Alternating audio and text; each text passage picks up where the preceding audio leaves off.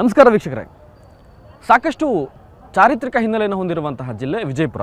ಉತ್ಕೃಷ್ಟವಾದ ಫಲವತ್ತಾದ ಕೃಷಿ ಭೂಮಿಯನ್ನು ಹೊಂದಿದ್ರೂ ಕೂಡ ಇಲ್ಲಿನ ಕೃಷಿ ಹಾಗೂ ನೀರಾವರಿ ಕ್ಷೇತ್ರದಲ್ಲಿ ಸಾಕಷ್ಟು ಸಮಸ್ಯೆಗಳಿವೆ. ಪ್ರತಿ ವರ್ಷ ಬೇಸಿಗೆಯಲ್ಲಿ ಬರ ಹಾಗೂ ಕುಡಿಯುವ ನೀರಿನ ಬವಣೆ ಹಾಹಾಕಾರ ಅನ್ನೋದು ಇಲ್ಲಿ ಸರ್ವೇ ಸಾಮಾನ್ಯ.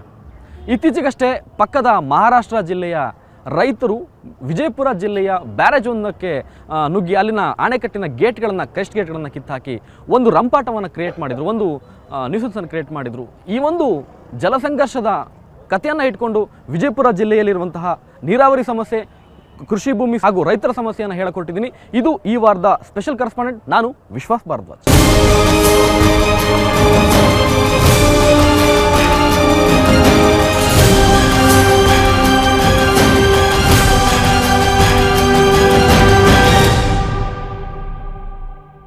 ಪ್ರಿಯ ವೀಕ್ಷಕರೇ, ವಿಜಯಪುರ ಜಿಲ್ಲೆಯ ಮೂಲ ಹೆಸರು ಬಿಜ್ಜನಹಳ್ಳಿ ಅಂತ.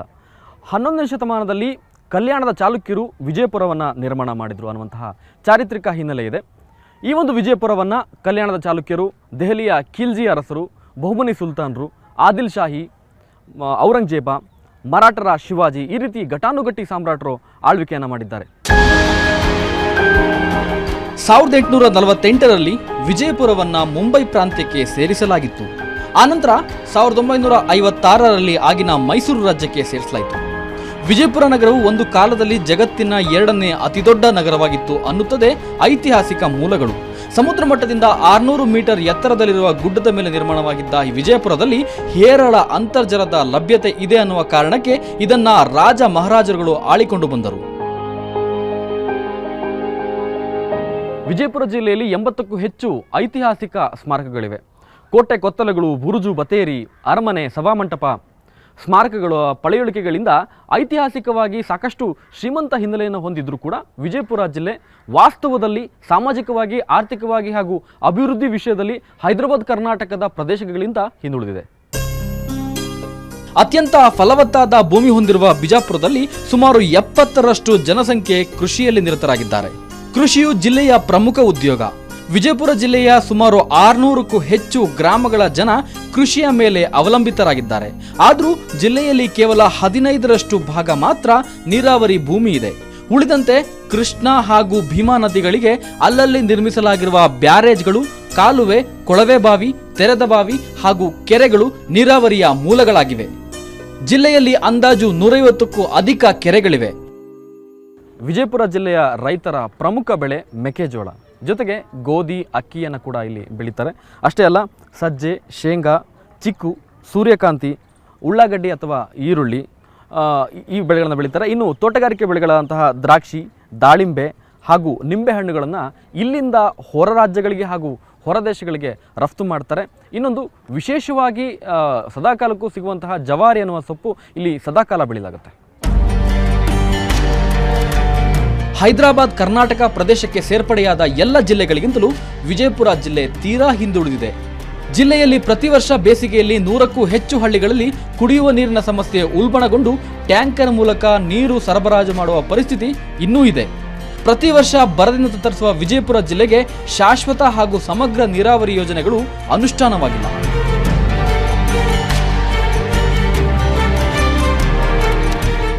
ನೀರಾವರಿ ಯೋಜನೆಗಳಿಲ್ಲದೆ ನೀರಿನ ಬವಣೆಯಿಂದ ತತ್ತರಿಸುತ್ತಿರುವ ಜಿಲ್ಲೆಯ ರೈತರು ಕೃಷಿಯಿಂದ ವಿಮುಖರಾಗಿ ಉದ್ಯೋಗ ಅರಸಿ ಗೋವಾ, ಮಹಾರಾಷ್ಟ್ರಕ್ಕೆ ತೆರಳುತ್ತಿದ್ದಾರೆ.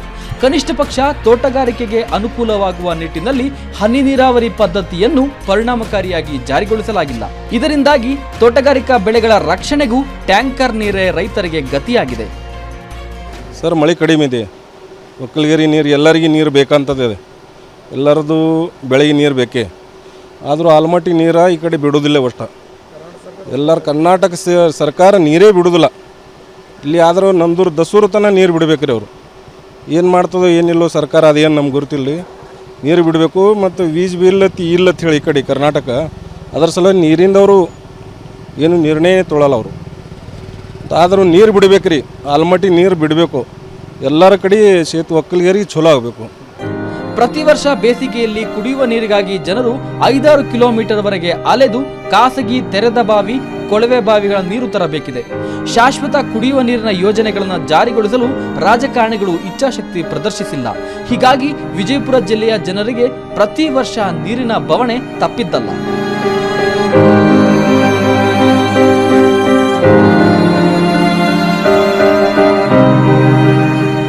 ವಿಜಯಪುರ ಜಿಲ್ಲೆಯಲ್ಲಿ ವಿದ್ಯುತ್ ಸಮಸ್ಯೆ ಸಹ ಘನಘೋರವಾಗಿದೆ. ರಾತ್ರಿ ಕೆಲವೇ ಗಂಟೆಗಳವರೆಗೆ ಮಾತ್ರ ಗ್ರಾಮೀಣ ಪ್ರದೇಶದಲ್ಲಿ 3 ಫೇಸ್ ವಿದ್ಯುತ್ ನೀಡಲಾಗುತ್ತೆ. ಹೊಲದಲ್ಲಿ ಬೆಳೆದ ಪೈರಿಗೆ ಸರಿಯಾಗಿ ನೀರುಣಿಸಲು ಆಗದೆ ವಿದ್ಯುತ್ ಕ್ಷಾಮದಿಂದ ಜನ ಪರದಾಡ್ತಿದ್ದಾರೆ. ಜಿಲ್ಲೆಯ ಜೀವನದಿಗಳಾದ ಕೃಷ್ಣ, ಭೀಮಾ ನದಿಗಳ ನೀರಿನಲ್ಲಿ ಪಕ್ಕದ ಮಹಾರಾಷ್ಟ್ರ ಹಾಗೂ ಆಂಧ್ರ ಪ್ರದೇಶ, ಈಗ ರಚನೆಯಾಗಿರುವ ತೆಲಂಗಾಣಕ್ಕೂ ಪಾಲು ಕೊಡಬೇಕು. ಕೃಷ್ಣಾ ನದಿಗೆ ಅಡ್ಡಲಾಗಿ ವಿಜಯಪುರ ಜಿಲ್ಲೆಯ ಬಸವನ ಬಾಗೇವಾಡಿ ತಾಲೂಕಿನ ಆಲಮಟ್ಟಿ ಗ್ರಾಮದ ಬಳಿ ಕಟ್ಟಲಾಗಿರುವ ಆಲಮಟ್ಟಿ ಅಣೆಕಟ್ಟು ಅಥವಾ ಲಾಲ್ ಬಹದ್ದೂರ್ ಶಾಸ್ತ್ರಿ ಸಾಗರ, ಬಿಜಾಪುರ ಸೇರಿದಂತೆ ಬಾಗಲಕೋಟೆ, ರಾಯಚೂರು, ಗುಲ್ಬರ್ಗಾ ಹಾಗೂ ಯಾದಗಿರಿ ಜಿಲ್ಲೆಗಳ ಕೃಷಿ ಭೂಮಿ ಕಲ್ಯಾಣಕ್ಕಾಗಿ ನಿರ್ಮಿಸಲಾಗಿದೆ. ಭೀಮಾ ನದಿ ಈ ನಮ್ಮ ಕೃಷ್ಣಾ ಕೊಳ್ಳದ ಜೀವನದಿ ಇದ್ದ ಹಾಗೆ. ಗುಲ್ಬರ್ಗಾ, ಯಾದಗಿರಿ ಮತ್ತು ವಿಜಯಪುರ ಈ 3 ಜಿಲ್ಲೆಗಳಲ್ಲಿ 7 ತಾಲೂಕಿನಲ್ಲಿ ಈ ನದಿ ಹರಿಯುತ್ತದೆ. ಈ ನದಿ ತಟದಲ್ಲಿ ಒಟ್ಟು 168 ಗ್ರಾಮಗಳು ಗ್ರಾಮಗಳಿವೆ. ಇನ್ನು ನಾರಾಯಣಪುರ ಅಣೆಕಟ್ಟು ಅಥವಾ ಬಸವಸಾಗರ ಅಣೆಕಟ್ಟನ್ನು ಕೃಷ್ಣಾ ನದಿಗೆ ಅಡ್ಡಲಾಗಿ ವಿಜಯಪುರ ಜಿಲ್ಲೆಯ ಮುದ್ದೇಬಿಹಾಳ ತಾಲೂಕಿನ ಸಿದ್ದಾಪುರ ಗ್ರಾಮದ ಬಳಿ ಕಟ್ಟಲಾಗಿದೆಯಾದರೂ ಇದರ ಬಹುಪಾಲು ನೀರು ಗುಲ್ಬರ್ಗಾ, ರಾಯಚೂರು ಹಾಗೂ ಯಾದಗಿರಿಗೆ ಪ್ರಯೋಜನಕಾರಿಯಾದಷ್ಟು ಬಿಜಾಪುರಕ್ಕೆ ಪ್ರಯೋಜನವಾಗ್ತಿಲ್ಲ ಅನ್ನುವ ಮಾತುಗಳಿವೆ. ಪ್ರಿಯ ವೀಕ್ಷಕರೇ, ವಿಜಯಪುರ ಜಿಲ್ಲೆಯ ಪಕ್ಕದಲ್ಲೇ ಇರುವ ಮಹಾರಾಷ್ಟ್ರಕ್ಕೆ ಸೇರಿದಂತಹ ಸೊಲ್ಲಾಪುರ ಜಿಲ್ಲೆಯ ಕೆಲವು ರೈತರು ಗಡಿಯನ್ನು ದಾಟಿ ಇಲ್ಲಿರುವಂತಹ ಕಟ್ಟಿನ ಗೇಟನ್ನು ಕಿತ್ತೆಸೆದು ತನ್ಮೂಲಕ ಜಲಸಂಘರ್ಷಕ್ಕೆ ನಾಂದಿ ಹಾಡ್ತಾರೆ. ಈ ಒಂದು ವಿಷಮ ಪರಿಸ್ಥಿತಿ ನಿರ್ಮಾಣವಾಗಲು ಕಾರಣ ಏನು, ಈ ಘಟನೆಯ ಹಿನ್ನೆಲೆ ಏನು ಅನ್ನೋದನ್ನು ಕೂಡ ಹೇಳ್ತೀನಿ ಒಂದು ವಿರಾಮದ ನಂತರ. ಕೃಷ್ಣಾ ನದಿಗೆ ಅಡ್ಡಲಾಗಿ ಸುಮಾರು 10ಕ್ಕೂ ಹೆಚ್ಚು ಸೇತುವೆ ಮತ್ತು ಬ್ಯಾರೇಜ್ಗಳನ್ನು ನಿರ್ಮಿಸಲಾಗಿದೆ. ಇನ್ನು ಭೀಮಾ ನದಿಗೂ ಇಂಡಿ ಹಾಗೂ ಚಡಚಣ ಭಾಗದಲ್ಲಿ 8 ಬ್ಯಾರೇಜ್ ನಿರ್ಮಿಸಲಾಗಿದೆ. ಇದರಲ್ಲಿ 4 ಬ್ಯಾರೇಜ್ ಕರ್ನಾಟಕಕ್ಕೆ ಸೇರಿದ್ರೆ ಉಳಿದ 4 ಬ್ಯಾರೇಜ್ಗಳು ಮಹಾರಾಷ್ಟ್ರಕ್ಕೆ ಸೇರಿವೆ. ವಿಜಯಪುರ ಜಿಲ್ಲೆ ಸುಮಾರು 10,541 ಚದರ ಕಿಲೋಮೀಟರ್ ವಿಸ್ತೀರ್ಣದಲ್ಲಿ ಹರಡಿಕೊಂಡಿದೆ. ಇಲ್ಲಿನ ಪ್ರಮುಖ ತಾಲೂಕು ಕೇಂದ್ರಗಳಾದಂತಹ ಇಂಡಿ, ಸಿಂದಗಿ, ಮುದ್ದೇಬಿಹಾಳ, ಬಸವನ ಬಾಗೇವಾಡಿ, ಇತ್ತೀಚೆಗೆ ಸೇರ್ಪಡೆಯಾದಂತಹ ಚಡಚಣ, ಬಬಲೇಶ್ವರ, ತಿಕೋಟ, ನೆಡಗುಂದಿ ಹಾಗೂ ದೇವರ ಹಿಪ್ಪರಗಿ ಈ ಎಲ್ಲ ತಾಲೂಕು ಕೇಂದ್ರಗಳಲ್ಲೂ ಕೂಡ ರೈತರಿಗೆ ನೀರಾವರಿ ಯೋಜನೆಗಳಿಗೆ ನೀರಾವರಿ ಸಮಸ್ಯೆ ಇದೆ ಹಾಗೂ ಕುಡಿಯುವ ನೀರಿಗೂ ಕೂಡ ತತ್ವಾರದ ಪರಿಸ್ಥಿತಿ ಇದೆ.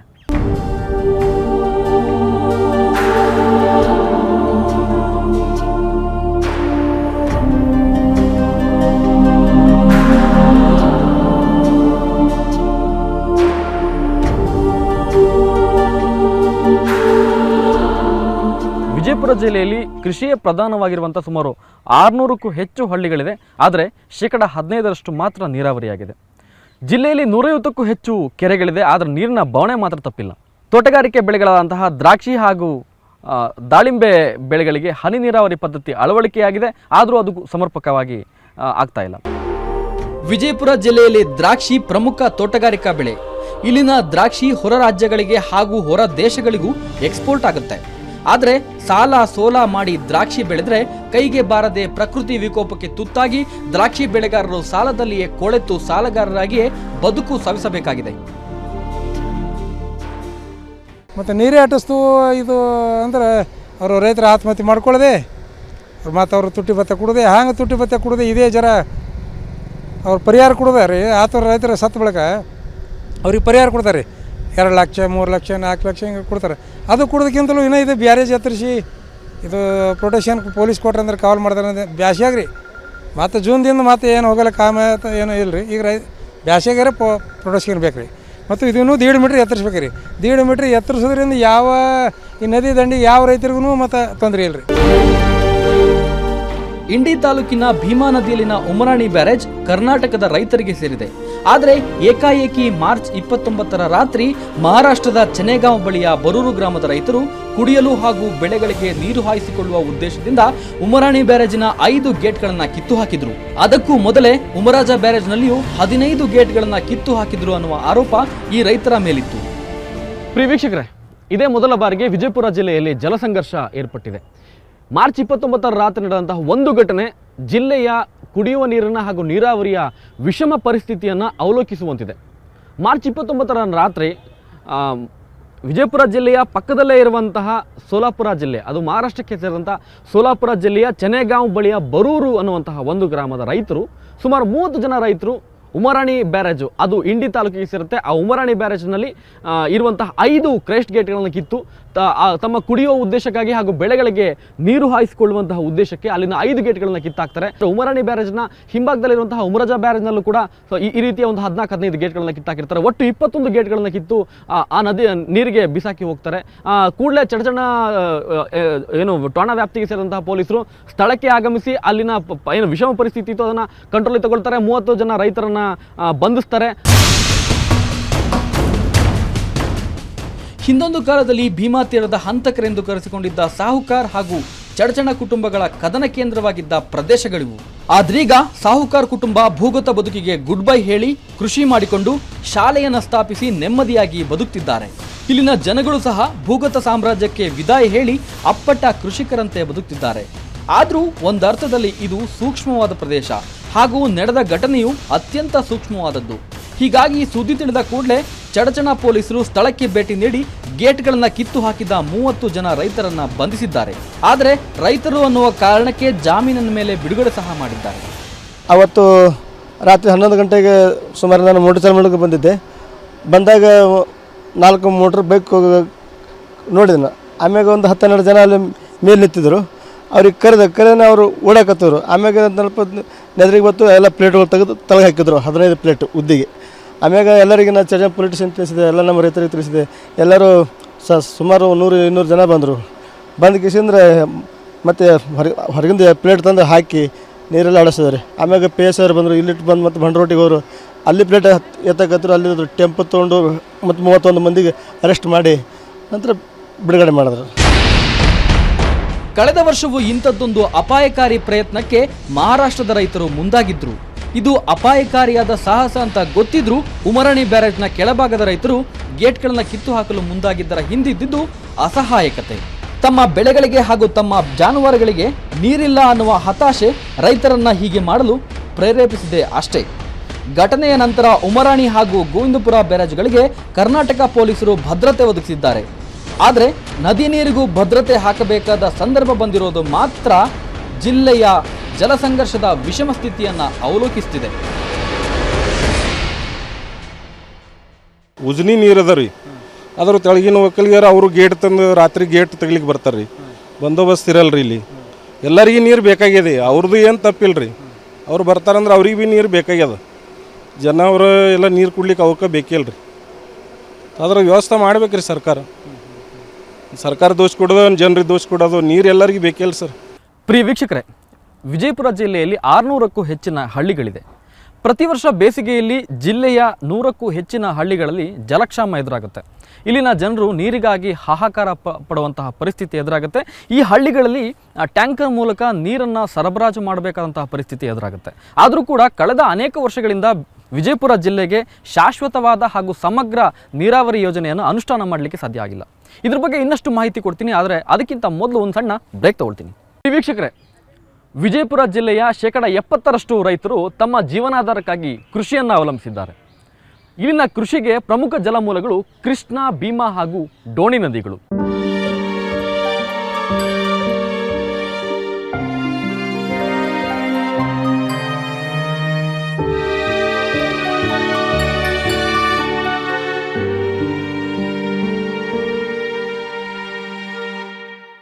ಕೃಷ್ಣಾ ನದಿಗೆ ಕಟ್ಟಲಾಗಿರುವಂತಹ ಸೇತುವೆ ಏಷ್ಯಾದ 2ನೇ ಅತಿದೊಡ್ಡ ಸೇತುವೆ. ಇನ್ನು ಆಲಮಟ್ಟಿ ಜಲಾಶಯ, ಕೃಷ್ಣಾ ನದಿಗೆ ಹಾಗೂ ಭೀಮಾ ನದಿಗೆ ಅಲ್ಲಲ್ಲಿ ಕಟ್ಟಲಾಗಿರುವಂತಹ ಸಣ್ಣ ಪುಟ್ಟ ಬ್ಯಾರೇಜ್ಗಳೇ ಇಲ್ಲಿನ ರೈತರ ಪ್ರಮುಖ ಭರವಸೆಯ ತಾಣಗಳು.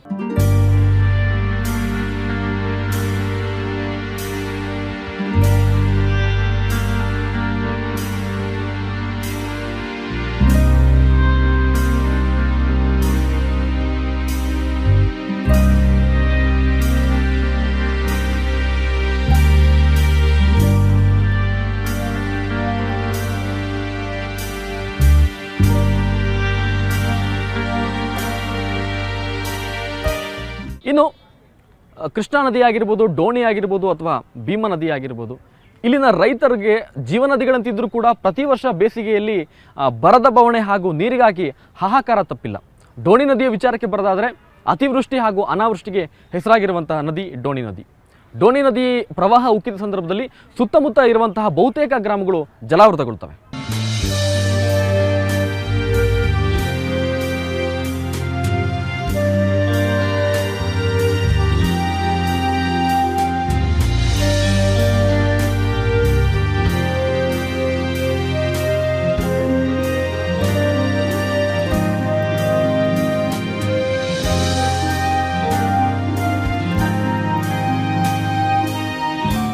ವಿಜಯಪುರ ಜಿಲ್ಲೆಯ ಕೃಷ್ಣಾ ನದಿಗೆ ಆಲಮಟ್ಟಿ ಅಣೆಕಟ್ಟನ್ನು ಕಟ್ಟಲಾಗಿದೆ ಹಾಗೂ ನಾರಾಯಣಪುರ ಅಣೆಕಟ್ಟುಗಳಿಂದ ಕೆಲವು ಕಾಲುವೆಗಳನ್ನು ಹರಿಸುವ ಮೂಲಕ ತಾಲೂಕು ಕೇಂದ್ರಗಳಿಗೆ, ತಾಲೂಕಿನ ಹಳ್ಳಿಗಳಿಗೆ ನೀರುಣಿಸುವಂಥ ಪ್ರಯತ್ನ ಆಗ್ತಿದೆ ಕೂಡ. ಆದರೂ ನೀರಿನ ಹಾಹಾಕಾರ ಅನ್ನುವಂಥದ್ದು ತಪ್ಪಿಲ್ಲ. ಇನ್ನು ಕೆಲವು ಯೋಜನೆಗಳನ್ನು ನೋಡೋದಾದರೆ ನಾರಾಯಣಪುರ ಎಡದಂಡೆ ಕಾಲುವೆ, ಮುಳುವಾಡ ಏತ ನೀರಾವರಿ ಕಾಲುವೆ ಹಾಗೂ ಆಲಮಟ್ಟಿ ಎಡದಂಡೆ ಕಾಲುವೆಯಿಂದ ಒಂದಷ್ಟು ಪ್ರಮಾಣದ ನೀರನ್ನು ಕೃಷಿ ಭೂಮಿಗಳಿಗೆ ಉಣಿಸುವಂಥ ಪ್ರಯತ್ನ ಆಗ್ತಾ ಇದೆ. ಇನ್ನು ನೀರಾವರಿ ಯೋಜನೆಗಳ ವಿಚಾರಕ್ಕೆ ಬರೋದಾದರೆ ಜಂಬಗಿ ಏತ ನೀರಾವರಿ ಯೋಜನೆ, ಅದು ಬಸವನ ಬಾಗೇವಾಡಿಯಲ್ಲಿರುವಂಥದ್ದು. ಬಳುತಿ ಏತ ನೀರಾವರಿ ಯೋಜನೆ, ಮಸೂತಿ ಏತ ನೀರಾವರಿ ಯೋಜನೆ, ಧೂಳಕೇಡ ಏತ ನೀರಾವರಿ ಯೋಜನೆ, ಸಂಕ ಏತ ನೀರಾವರಿ ಯೋಜನೆ, ಶಿರನಾಳ ಏತ ನೀರಾವರಿ ಯೋಜನೆ, ಗುಬ್ಬೆವಾಡ ಹಾಗೂ ಉಮ್ಮರಾಜ ಏತ ನೀರಾವರಿ ಯೋಜನೆ, ಬರಗುಡಿ, ಅಗರಕೇಡ, ಅಣಬಿ ಏತ ನೀರಾವರಿ ಯೋಜನೆ, ತಾರಾಪುರ, ಕಡ್ಲೆವಾಡ, ದೇವಣಗಾವ ಹಾಗೂ ಬಗಲೂರ ಏತ ನೀರಾವರಿ ಯೋಜನೆಗಳನ್ನು ಇಲ್ಲಿನ ಕೃಷಿ ಭೂಮಿಗಳಿಗೆ ಹಾಗೂ ಕುಡಿಯುವ ನೀರಿಗಾಗಿ ಕೆಲವು ಯೋಜನೆಗಳನ್ನು ಮಾಡಲಾಗಿದೆ. ಆದರೂ ಕೂಡ ಈ ಎಲ್ಲ ಯೋಜನೆಗಳಿಂದ ಜಿಲ್ಲೆಗೆ ಶಾಶ್ವತವಾದಂತಹ ಒಂದು ನೀರಾವರಿ ಸೌಲಭ್ಯಗಳನ್ನು ಕಲ್ಪಿಸಲು ಸಾಧ್ಯವಾಗಿಲ್ಲ.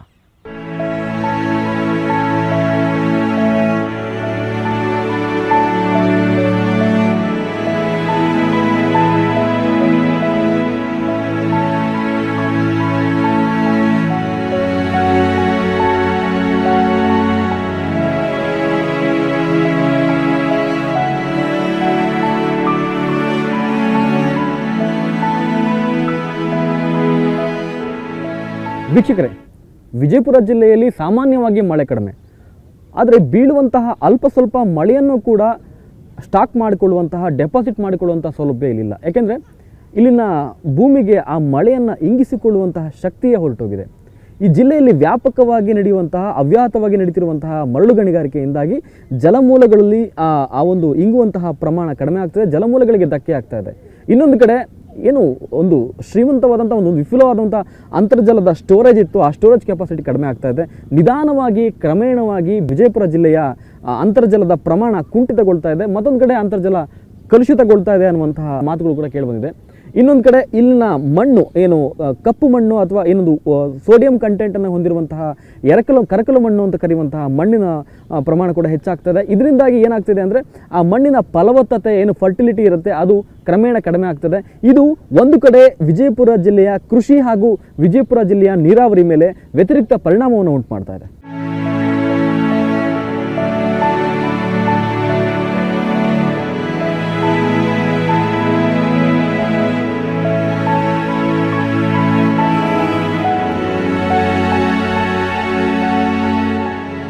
ನೋಡಿದ್ರಲ್ಲ ವೀಕ್ಷಕರೇ, ವಿಜಯಪುರ ಜಿಲ್ಲೆಯ ನೀರಾವರಿ ಸಮಸ್ಯೆಯನ್ನು ಶಾಶ್ವತವಾಗಿ ಹೋಗಲಾಡಿಸಬೇಕು ಅಂದರೆ ಇದಕ್ಕೆ ಕೆಲವೊಂದು ಶಾಶ್ವತವಾದ ಯೋಜನೆಗಳನ್ನು ಹಮ್ಮಿಕೊಳ್ಬೇಕಾಗಿದೆ. ಏತ ನೀರಾವರಿ ಯೋಜನೆ ಆಗಿರ್ಬೋದು ಅಥವಾ ಕೆರೆಗಳಿಗೆ ನೀರು ತುಂಬಿಸುವಂತಹ ಯೋಜನೆಗಳಾಗಿರ್ಬೋದು, ಇವೆಲ್ಲ ತಾತ್ಕಾಲಿಕ ಉಪಶಮನಗಳಷ್ಟೇ. ಪ್ರಮುಖವಾಗಿ ಜಿಲ್ಲೆಯಲ್ಲಿರುವಂತಹ ಕೆರೆಗಳ ಬ್ಲಾಕೇಜ್ ಏನಿರುತ್ತೆ, ಕೆರೆಗಳ ಜಲಮೂಲಗಳ ಬ್ಲಾಕೇಜ್, ಅದನ್ನು ತೆರವುಗೊಳಿಸಬೇಕಾಗಿದೆ. ಮುಖ್ಯವಾಗಿ ಈ ವಿಜಯಪುರ ಜಿಲ್ಲೆಯ ಮಣ್ಣು ನೀರನ್ನು ಹಿಂಗಿಸಿಕೊಳ್ಳುವಂತಹ ಶಕ್ತಿಯನ್ನು ಪಡೆದುಕೊಳ್ಬೇಕಾಗಿದೆ. ಜಲ ಮರುಪೂರ್ಣಂತಹ ಕೆಲಸಗಳು ಆಗಬೇಕಾಗಿದೆ. ವಿಜಯಪುರ ಜಿಲ್ಲೆಯಲ್ಲಿ ಉಷ್ಣತೆ ಅನಾಹುತಕಾರಿಯಾಗಿ ಹೆಚ್ಚಳವಾಗ್ತಿದೆ. ಹೀಗಾಗಿ ಭೂಮಿಯ ಮೇಲಿನ ತೇವಾಂಶ ಆವಿಯಾಗ್ತಿದೆ.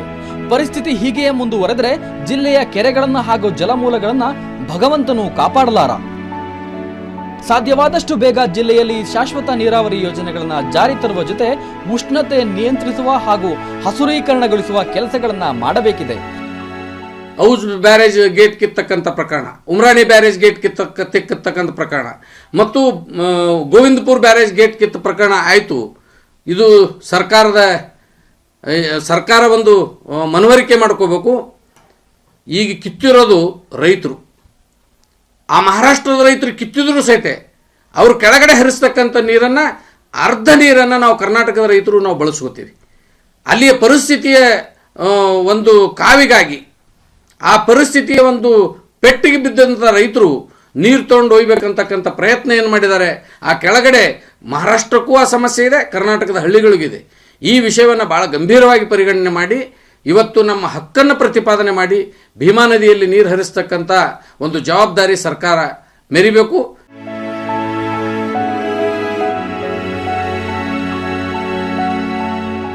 ಜಿಲ್ಲೆಯ ಜನಸಂಖ್ಯೆ 21 ಲಕ್ಷ. ಮನೆಗೊಂದು ಸಸಿ ನೆಟ್ಟರೂ ಜಿಲ್ಲೆಯ ಉಷ್ಣತೆ ನಿಯಂತ್ರಣಕ್ಕೆ ಬರುತ್ತೆ. ಇನ್ನು ಮರಳು ಗಣಿಗಾರಿಕೆಗೆ ಬ್ರೇಕ್ ಹಾಕದ ಹೊರತು ಅಂತರ್ಜಲದ ಪ್ರಮಾಣ ಹೆಚ್ಚಿಸಲು ಸಾಧ್ಯವಿಲ್ಲ. ಸರ್ಕಾರದ ಜೊತೆ ಅಧಿಕಾರಿಗಳ ಬದ್ಧತೆ ಹಾಗೂ ಜನಸಾಮಾನ್ಯರ ಕಾಳಜಿಯು ಇಲ್ಲಿ ಅತಿ ಮುಖ್ಯ.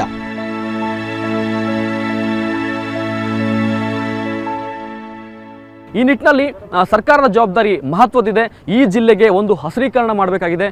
ಏನು ಇಲ್ಲಿ ಅವ್ಯಾಹತವಾಗಿ ನಡೀತಿರುವಂತಹ ಮರಳು ಗಣಿಗಾರಿಕೆ ಇದೆ, ಅದಕ್ಕೆ ಒಂದು ಶಾಶ್ವತವಾದ ಅಂತ್ಯ ಕಾಣಿಸಬೇಕಾಗಿದೆ. ಈ ನಿಟ್ಟಿನಲ್ಲಿ ಸರ್ಕಾರ ಕೆಲವೊಂದು ಶಾಶ್ವತವಾದ ಯೋಜನೆಗಳನ್ನು ಹಮ್ಮಿಕೊಳ್ಬೇಕಾಗಿದೆ.